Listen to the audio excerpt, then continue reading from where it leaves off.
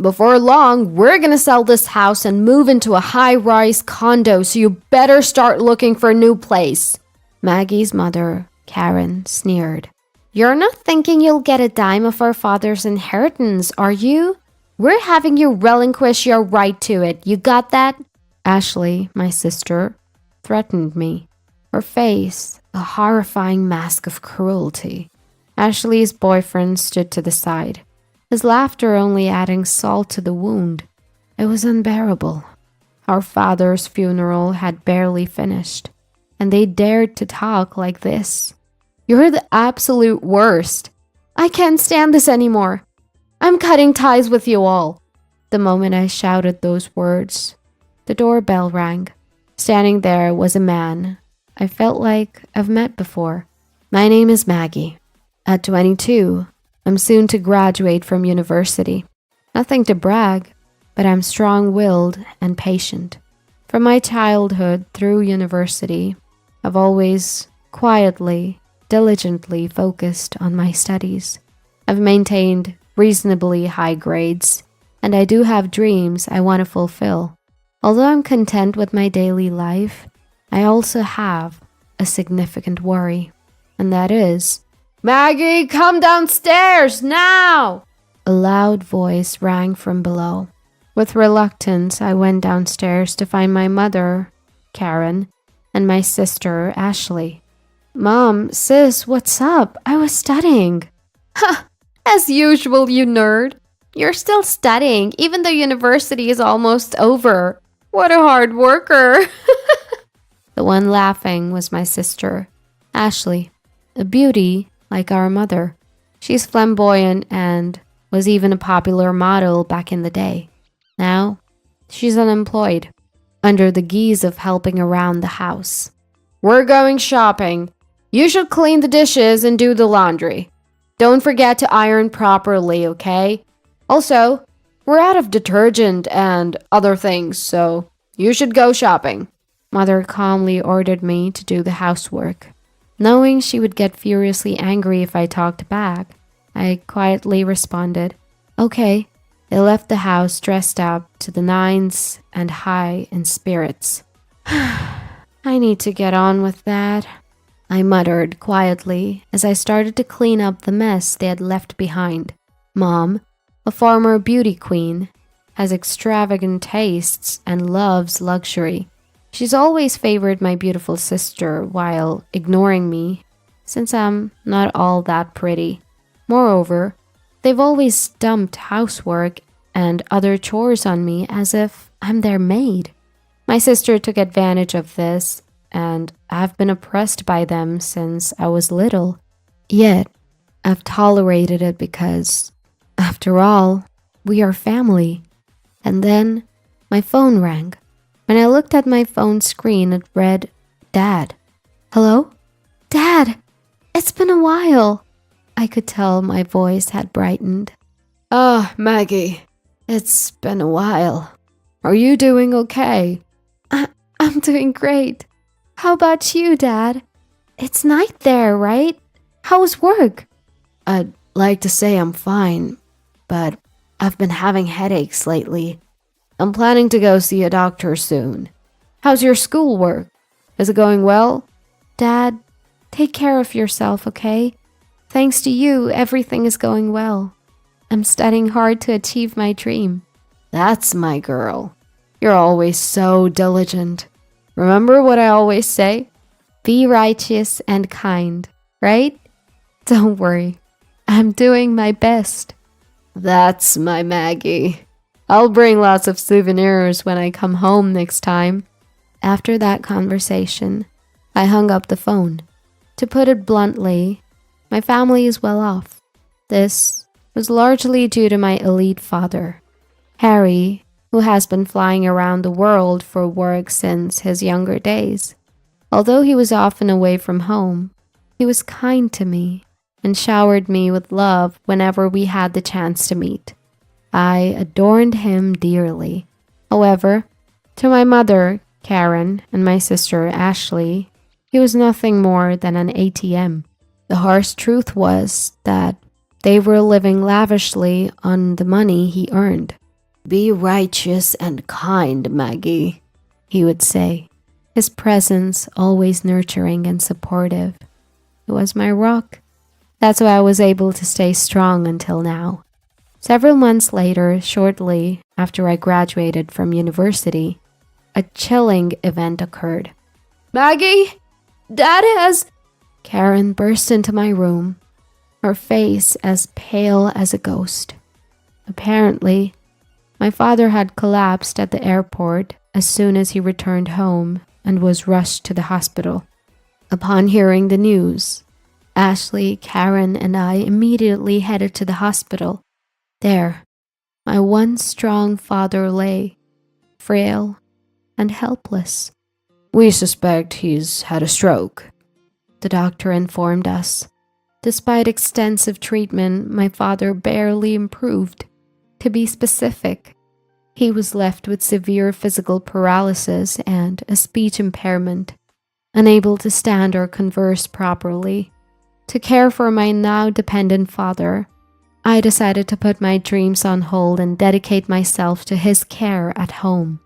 Predictably, Karen and Ashley completely ignored him, treating him as if he was useless.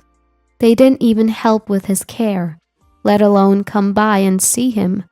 Mom, Ashley, if you helped with Dad's care once in a while, I'm sure he'd be really happy, I pleaded. However, their response was always, We're too busy. We've left Dad's care to you.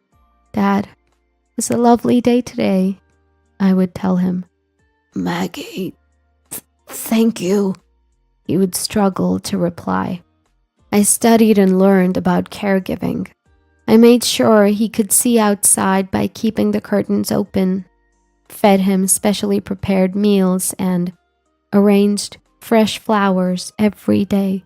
Though I had help from professional caregivers, I did everything I could for him with all my heart, remembering my father who had worked so hard for us and showered us with love.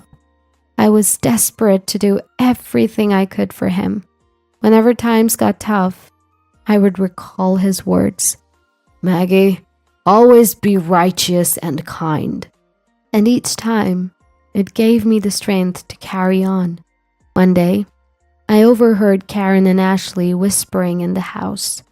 Thanks to Dad's insurance money, I was able to buy that bag I wanted, Karen said. I know, right? Thanks, Dad.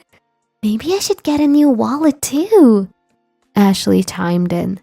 I held back from yelling at them and continued to listen, only to hear Karen utter something even more shocking. If Dad were gone, we'd receive a few $100 million from his life insurance and inheritance. He's been saving up through his job and investments. Wow, Mom. Then we should totally buy a luxury condo. And my boyfriend could live with us. Oh, I wish Dad would hurry up and die. Indeed. I couldn't bear it any longer and left the scene. My father was struggling to stay alive, and yet they were spending his insurance money and dreaming about a luxury condo from his inheritance, wishing for him to die sooner. I felt like vomiting out of anger and despair. In reality, my mother and Ashley had been living it up recently, buying up brand name items, and even leaving my father and me behind to go on overseas trips. But there was no way I could tell my father, who was already having such a hard time. I didn't want to sadden him.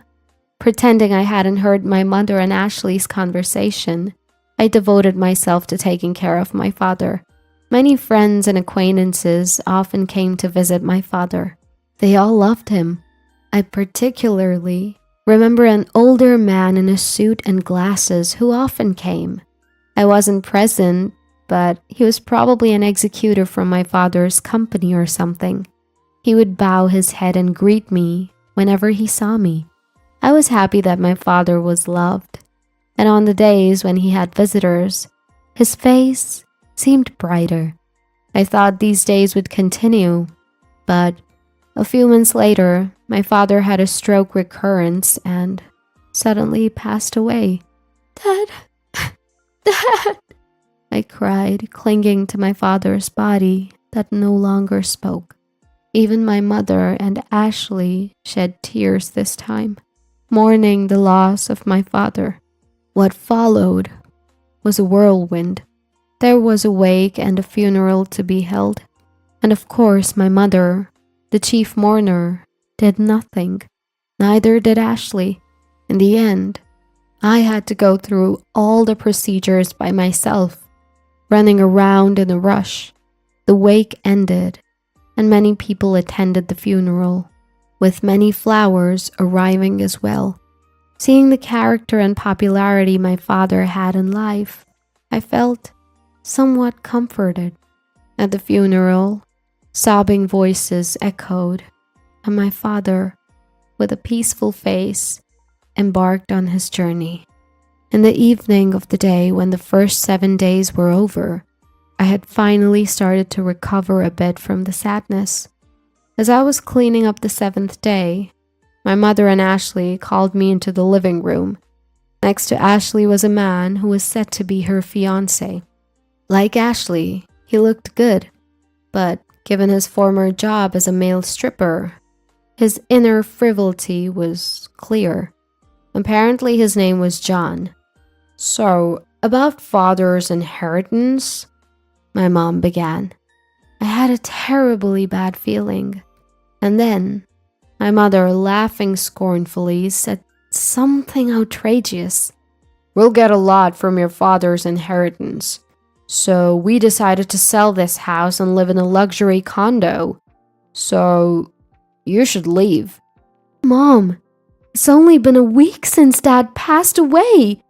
Are you already talking about the inheritance? And a luxury condo? Quiet. We've already signed the contract. It's a high-rise, brand new. You've already signed? When did you? About a month ago, I guess. A month ago? But Dad was still doing fine. Huh? He was practically dying. He had a lot of money, so it'll work out fine. My mother was selfish as ever. Ashley continued. Yes, that's right. The luxury condo is for Mom, me, and my fiancé. So, you're a nuisance. You should hurry up and find some shabby apartment, okay? Even you, sis? Are you serious? Of course. Don't even think about getting any of Dad's inheritance. We'll have you renounce it. You understand, right? Ashley was approaching me with a terrifying expression. Next to her, her fiancé was laughing. Seeing my father's inheritance in the corner of my eye made me feel suffocated. It was too much. They had the nerve to say such things before my dad's mourning was even over. You guys are the worst. I can't stand it anymore. I'm cutting ties with both of you. Huh? We'd actually feel relieved if you cut ties with us. My mother and Ashley laughed at me. I clenched my fists and started trembling. At that moment, the front doorbell rang. Straightening my trembling breath, wiping my tears, I opened the door, thinking it might be a late visitor. And then, good evening. My condolences for your loss. The man who deeply bowed his head at the entrance was the middle-aged man in a suit and glasses who frequently visited my father's sick bed. Thank you. Please come in. As I was about to invite him in, the man presented his business card. Please check this. My name is Watson, an attorney assigned by your father. The business card indeed belonged to a law firm, and although I had not noticed it before, a badge denoting him as a lawyer was gleaming on his chest. Dad's lawyer? As I was surprised, my mother, Ashley, and her boyfriend came out from behind. Huh? What does a lawyer want from us? Watson responded to my mother's skeptical expression. I've come to discuss your husband's inheritance. Can we talk for a moment? Watson sat down in the living room, My mother sat directly across from him, and Ashley and her boyfriend sat next to her. I ended up sitting on the side, facing them alone. Watson took out several documents from his bag, looked at us, and then began to speak slowly. First, may I read your husband's will? That man could barely move or speak, and yet he left a will? Get on with it, please. My mother spoke in an irritated tone. Then, allow me to read it, Watson said in a quiet voice. The will, the testator, Harry, hereby bequeaths as follows. The testator leaves all property belonging to him to his second daughter, Maggie. A moment of silence fell upon the room. The testator designates the following as the executor of the will. Before Watson could continue reading, Ashley interrupted. Huh? Wait a minute. What did you just say? Didn't you hear me? The testator designates the... No, the part before that! Let me read it again then. The testator, Harry, hereby bequeaths all property belonging to him to his second daughter, Maggie. What does that mean? So that means... Huh? The next one to shriek was Karen, our mother. In other words, it means that Maggie will inherit all of the estate. What? Karen and Ashley exclaimed in unison. I was so shocked that I couldn't breathe, and all I could do was stare in astonishment. Next, I will read the postscript of the will, Watson continued, looking at me. In other words, this is your father's final message. I quietly listened. Maggie, you gave up your precious dreams to take care of me. I wasn't able to pay much attention to you because I was always working, but I truly appreciate it. Thanks to you, I was able to pass away peacefully and fulfilled.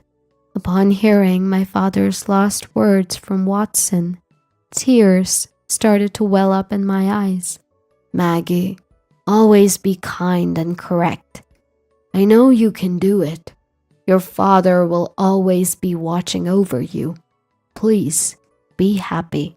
All I could do was sob in front of them, while Karen and Ashley were making a big fuss.